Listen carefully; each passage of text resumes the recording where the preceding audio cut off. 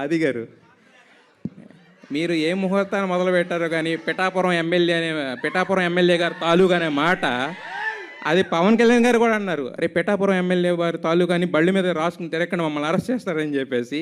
So మరి Pithapuram MLA గారు ఇప్పుడు ఉప ముఖ్యమంత్రి కూడా అయ్యారు, deputy CM of AP. So మీరు అన్నారు ఇందాక పవన్ కళ్యాణ్ గారు ఆనందంలో ఉన్నప్పుడు దూరం నుంచి చూడడం ఇష్టం అని. బట్ ఆయన ఏంటంటే ఆయన కోసం కష్టపడిన వాళ్ళ దగ్గర తీసుకోవడం ఆయనకి ఇష్టం. అవును. సో మరి ఎలక్షన్ అయిన తర్వాత కలవడం కానీ మాట్లాడడం కానీ జరిగిందా? అంటే క్యాజువల్గా కలిసి మాట్లాడడం అవి జరిగి అవి ఎప్పుడూ జరుగుతుంటాయి, ఎలక్షన్ ముందైనా ఎలక్షన్ తర్వాత అయినా.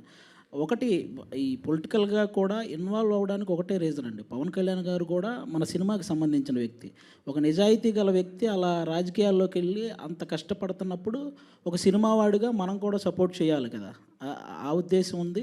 అంతేగాని మిగతా వేరే పొలిటికల్ పార్టీలు ఎక్కడ మనం ఎప్పుడు ఇన్వాల్వ్ అయింది కూడా లేదు. ఓన్లీ నాకు కళ్యాణ్ గారు అంటే ఫస్ట్ నుంచి ఇష్టం కాబట్టి ఆయన కోసం చేసిన. అయితే కళ్యాణ్ గారికి మీరు చాలా ఇష్టం. బేసిక్గా ఇప్పుడు హైపరాది అంటే మాకు సినిమాలకు సంబంధించిన వ్యక్తి మాత్రమే ప్రస్తుతానికి. మరి రాబోయే కొన్ని నెలల్లో ఏమన్నా దేనికన్నా కార్పొరేషన్ చైర్మన్గా కానీ లేదంటే ఏమైనా నామినేటెడ్ పోస్టుల్లో కానీ చూసే అవకాశం ఏమైనా ఉందా? అలాంటిదేం లేదండి.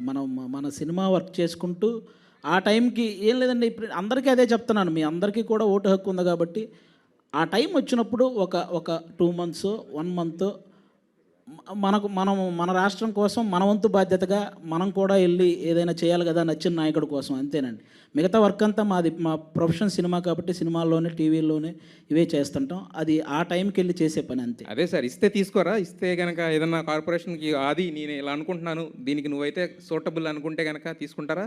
మిమ్మల్ని పిలిచి సీఎంగా చేస్తామంటే తీసుకోరా మీరు? ఖచ్చితంగా సార్, అదే నేను అడుగుతుంది యాక్చువల్గా. అది జనరల్గా జరుగుతుంది.